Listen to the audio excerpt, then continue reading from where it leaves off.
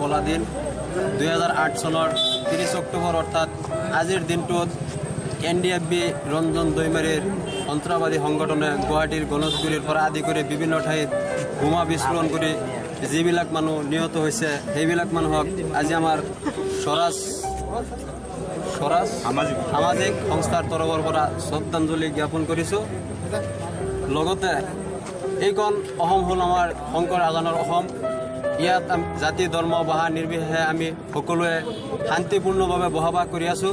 ইয়াৰ পৰা মই অসমৰ সন্ত্ৰাসবাদী সংগঠনক এটা কথাই কৰজোৰে অনুৰোধ কৰিছোঁ যাতে এনেধৰণৰ কাৰ্য দ্বিতীয়তে যাতে অসমত সংঘটিত নহয়।